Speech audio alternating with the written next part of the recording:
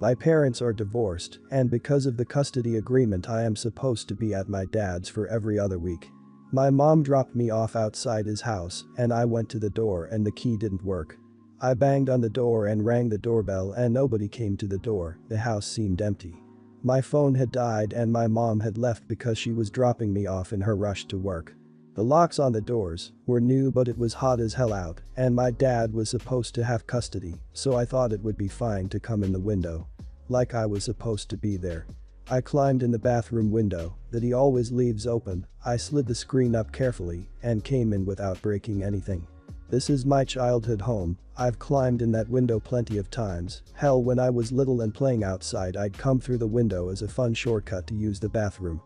I went towards my bedroom and there was some random lady in the hallway who freaked out, she was scared by me being there, and I was like I live here, I'm Mitch's daughter, who the hell are you, and she left the house without saying. I went around the house and my dad was not there. So he got home, and he was mad as hell at me for breaking in and scaring a lady he was friends with.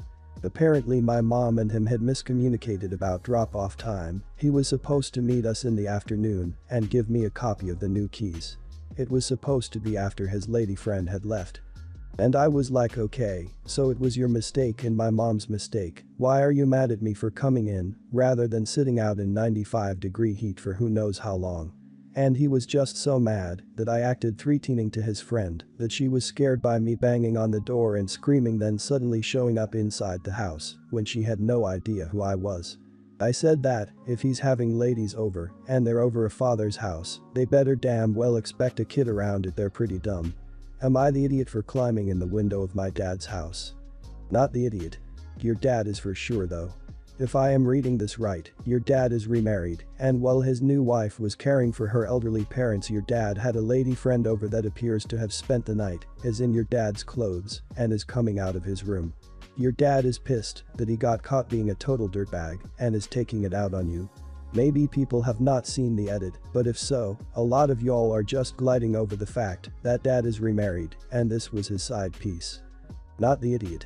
You're right, this is on your dad and your mom. 95-degree heat is miserable. Why didn't he tell his lady friend to expect you? This was really irresponsible on his part, and it sounds like partially your mom's as well, due to miscommunication. I also don't know why his lady friend would have been scared crapless by his daughter, who must be a teenager at best. I feel like she overreacted, but I'm not gonna fault her for anything since it's your dad's fault she had no clue about you. Not the idiot. Your dad is a major idiot for not putting his daughter's needs, who would make a kid sit out in the heat by themselves, above literally anything or anyone else. And yes, he clearly was trying to keep you and his lady friend from knowing about each other, but that's entirely his fault because that's a dumb thing to do. I understand not telling you about her, but the lady friend is an adult and he should have mentioned he has a daughter, especially if he was expecting the daughter to show up on the same day, no matter the time. She and her boyfriend are really loud. If this was during a reasonable hour then I'd be better with it, but this is literally midnight to 3 AM, not for all 3 hours, but starts any time in this window. This keeps me awake when I have to work morning shifts and get to work for 5 AM most days, so I really need to be able to sleep through the night, which she knows, and even with earplugs they still manage to wake me. I tried wearing earplugs, then headphones, neither worked, so I've asked them to keep it down more than once. Last night they were being exceptionally loud, and when I asked them to keep it down, she insisted that I couldn't hear anything. I took out my phone and Bluetooth speaker, put the speaker in a bookshelf that is up against our shared wall, and played whatever songs I could think of to ruin the mood. The songs included, but were not limited to, I Just Made Love and Finest Girl by Lonely Island, Banana Phone, We Should Definitely Not Make Love Right Now from Crazy Ex-Girlfriend, Always Look on the Bright Side of Life, and a few others. About half an hour went by, and she leaves her room and pounds on my door telling me to keep it down. The walls are paper thin, so she can hear the music the same way I can hear the moaning. Today at breakfast she said we'll keep it down from now on, you don't have to be such an idiot about it. I thought we'd be able to laugh it off because they were jokey songs that I picked, clearly for a laugh, and I figured she'd see the funny side, but then she said the thing about me not having to be an idiot about it, and now I feel like an idiot. Am I the idiot? I was at my best mate's, and her sister would always have very loud lovemaking whenever my mate had people over. We always banged on the wall, talked to them, etc. The last time it happened I walked in and sat on her desk chair. She started to yell, "Get out, what are you doing," etc. Once she stopped I said, "Seeing as you make sure we can always hear, I thought I'd come watch. It's obvious that you want an audience." When they didn't start up again I said good night then. Not the idiot. But you need to sit down and decide about apartment quiet hours. If your roomie's sleep cycle is different, then you both need to be clear when loud noise, from noisy lovemaking to loud TV to music, isn't okay. I'm something of a night owl, but if I have guests, I turn everything down at 11 p.m. and watch TV in the living room, not the adjacent bedroom. It's about making living together a positive experience because both parties are able to be considerate. No reason your roomie can't make love without being so loud that you can hear it. Not the idiot, and the songs you played are less annoying than the ones I would have chosen. I'd probably pick Every Breath You Take by Police, the Baby Shark song, or religious music. I don't think she has a right to be upset because you asked her nicely to keep it down, so she chose to ignore that, so she gets to suffer the consequences. If she's the kind of person who likes to have loud lovemaking, no judgment here, but when you're in a shared space you don't get to act like it's your own private living space and everything goes. My sister has a largish Instagram following, like 10k followers, and her Instagram mostly talks about veganism, cruelty-free recipes, fashion, stuff like that. I have a little fashion page, it is something I do for fun. We both live with our grandmother. She's 22, I'm 19. My grandmother collects clothes.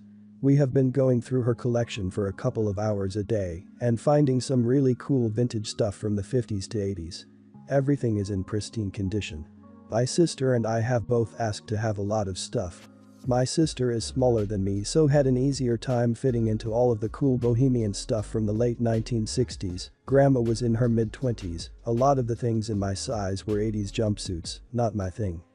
I found several pairs of very cool shoes. The most iconic of them all being a pair of white patent leather go-go boots with beautiful beading down the side and some suede thigh highs with a little fringe. I found them first. I knew I could make a killing online selling them, so I rushed to ask my grandmother if I could have them. She initially said yes, but when my sister saw them, she begged to try them on. Of course, they fit her. They didn't fit me. She begged my grandmother to let her have them, and she said that she would think about it. My sister asked me what I was going to do with them, and I told her that I was going to sell them. I could get between $800 to $1,000 for them. She shamed me for trying to sell grandma's stuff. She said that she would actually wear them and take care of them, so she deserved them. I disagreed. I also pointed out that she was vegan, why she would want leather shoes anyway. She said that used stuff and heirlooms don't count. She went off to talk to my grandmother by herself that night. My grandmother ended up giving the shoes to her. My sister got all excited and was trying the shoes on with a bunch of different outfits. I asked her if I could take a picture of some of the outfits, she let me. I posted them to my Instagram, tagged her in the pictures, and mentioned everything she was wearing, including the leather boots. My post happened to get a lot of engagement from her followers, and a lot of them were mad. She ended up losing like 300 followers, and it became kind of a scandal. She got mad at me and caused me of trying to sabotage her for captioning the picture the way I did and being jealous that she got the shoes. She told me to take the picture down. I did. She said that I could cost her or lose sponsors and money. I pointed out the money she cost me by swallowing up for those shoes that I found first. She hasn't lost any more followers and has been doing damage control, but she's still angry at me. I think she's a hypocrite for wearing the shoes in the first place, and I asked her before taking the pictures. But I feel bad about how stressed out she's feeling and the crazy backlash that she's receiving, so am I the idiot for posting them? You're the idiot. Hang on, you tried to sell family heirlooms that your sister wanted to keep, and when you didn't get your way you decided to hatch a plan to ruin her name and get her bullied and harassed online, even though she's technically right and wearing and keeping the boots isn't contributing to the animal product industry because they're vintage hand-me-downs from a family member. Yeah, you're a massive idiot. But the sister like you, who needs enemies? You just pulled a move like some sociopathic mean girl character in a movie. You're the idiot if you didn't ask her to post them first. That's pretty unethical, especially if you know she curates a social media presence. It's also not your place to judge her decisions as a vegan, and you gave her the impression of celebrating her fashion by taking photos and posting them. Sounds vengeful to me if you really did think she was a hypocrite and decided to post them anyway, especially without her consent. If you did ask her and she got mad at you only after losing that many followers, I'd say everyone's the idiot here. You're the idiot. Why on earth would it matter if your sister was somewhat hypocritical? Your grandmother's leather boots are from cows that are extremely dead at this point. I rather doubt the leather donor's great-grandcalves are still alive at this point. Why should you get to sell part of your grandmother's collection? Your grandmother was clearly hoping to pass her passion through the family rather than to some jag-off on eBay. I, 42, moved in with my lovely girlfriend, 28, a few months ago, before this craziness started, and we'd been dating for a year before that. She's an excellent cook and really funny, so life with her has been great, but since this incident she's been snappy at me and lost some of her perkiness and good humor. She always liked to mix fancy drinks in big mason jars to drink around the house. Now mind you, I've actually been a bartender before. Her drinks are not fancy. They're not even drinks. She usually just squeezes a lemon and puts some ice on her water, or she makes green tea and cools it in the fridge with mint or whatever. And the jars usually come from some grocery or the other. She saves jars from bulk peanut butter, bean jars, whatever has a big glass jar she's going to end up saving it to drink from it. Before moving in I'd asked about the jars because I thought it really strange. I mean, she owns normal glasses. Her justification was that the jars are bigger and therefore she doesn't forget to drink water throughout the day. At the time, I kind of assumed this was some weight loss thing she didn't want to actually tell me because she was embarrassed as she's a little bit chubby, so I let it go. But now I've moved in, the jars were annoying me more and more. She doesn't keep every one of them, but she has like 10 in their own shelf, and it seems like such a stupid waste of space in our small kitchen. Besides, we have glasses. She doesn't have to drink from a jar. So earlier this week I was tidying up the kitchen while she slept in, and I just threw them out. I think the kitchen looks much better. We have more storage for pots and she can still prepare her fancy drinks in normal glasses. She was pissed. I never seen her so mad. Her main point were that the jars never bothered anyone and it's none of my business, but now I live here too, so I think it is. During the fight, and this is where I may be the idiot, I mentioned that it's stupid to want special recipients to just drink flavored water. It's not like it's a cocktail, and she's only doing it to lose weight anyway. She went really quiet at that and walked away from me. I gave her time to get over it, but it's been a few days and she's still moping around, and I noticed she doesn't seem excited about her fancy drinks. That's making me feel kind of bad, but I still think I was in the right to throw out her jars as they were just garbage. Should I just bite the bullet and apologize? Am I the idiot? You're the idiot. My gosh, reading this made me sick. You sarcastically and condescendingly talk about something she enjoyed, as if it was stupid. Who cares if her fancy drinks, or as you said, fancy drinks, with the quotes exemplifying your sarcasm and belief that your definition of a fancy drink is more correct than hers, are just water and lemon. Why on earth do you care and are so high and mighty to judge? You call her chubby to an internet forum. You throw things away without asking. You're controlling, judgmental, and mean. You're the idiot. You shouldn't have just thrown away her belongings while she was sleeping. That's crappy. You could have discussed maybe getting rid of some, explained the lack of space, etc. Who are you to say what drink she seems fancy? However, what you could do is go online and buy a big all mason jar. Then buy like a monogrammed vinyl sticker or something else she likes and customize a jar for her. It can be her fancy drink jar and a good way to apologize. I'm quite shocked how you could possibly not think you are the idiot here. You know it was something she did and liked to do to drink water. She explained herself clearly and was more than willing to let you know that she wasn't just keeping random stuff for the hell of it. Instead, you move in and as soon as you got the chance you tossed them. Then you started to gaslight her about how this is for weight loss instead of a person who just likes water. Pal, I feel like this is a death knell for your relationship. Bite a huge bullet and apologize and hope she doesn't toss you out. Last year I applied for an internal position at my company 3 times and was rejected each time for more qualified external applicants. When I asked what qualified them more than me, I was told experience.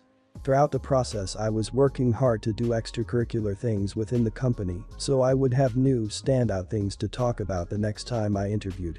The last time I interviewed, my numbers were all above goal and I thought I had it in the bag. At the start of the interview I was told by the hiring manager that this interview would just be a formality as they have already spoken to a very qualified candidate with over 10 years exp, but they wanted to talk to me anyway so I could use this as a learning experience or practice interview. I was very disappointed since I had worked very hard to improve myself and was not good enough for them even after 3 attempts. I decided I was going to stop wasting my time with this and not apply anymore. The position is now open again and I was approached via Zoom by my boss and one of the bosses over the new position. They said they wanted me to know it was open and wanted me to know I could go ahead and put in my application. I know that when you get tapped on the shoulder like this by management, it means you are probably a top contender for the position. The thing is, I don't think I want it. For a few reasons. 1. A friend of mine in that department told me that no one else has applied. So I feel like they are only approaching me because there is no one else. 2. I'm starting to grow wary of the apparent high turnover of that position. Everyone that gets it leaves. 3. This is terrible, but I'm still a bit bitter about my last interview, which I feel like being just a formality was a waste of my time. I told them I would need some time to think about it and they seemed shocked, also somewhat disappointed to be honest. I think I might be the idiot because they approached me with a job opening they know I was interested in and I have basically turned up my nose at it. I asked if they could give me until next Friday to think about it, but I really already know I don't want it. They said they would but seemed annoyed. So, am I the idiot? Not the idiot. Yes, they tapped you up for a job they know you are interested in, but they also rejected you for that job 3 times. Generally, when someone goes for an internal position a few times unsuccessfully, they start looking elsewhere. It often seems easier to progress by hopping through companies. And long gone are the days where people stick in a company for decades progressing up through the ranks. You need to ask yourself, are you really happy there? Have you looked around? Not the idiot. Trust your instincts. If this job has gone through 3 or more people in the span of a year, that is a huge red flag. If no one is applying, red flag number 2, you were told you didn't have enough experience a year ago, but now you suddenly do when no one is applying, number 3 and strike. Your instincts are dead on, don't be a patsy for this company or give them the ability to say this is why we didn't hire you the last few times and then fire you for it or you become so overwhelmed you leave. Not the idiot. It sounds like they have a hard time keeping this position filled and, since no one else has applied, consider the possibility that no one has applied because it might be known this particular job at this particular company is not a good one to have. They've already rejected you 3 times and now it seems they're only asking you because they're settling on you, not because they really want you in the position. Don't feel bad about saying no and don't feel bad about looking for another job.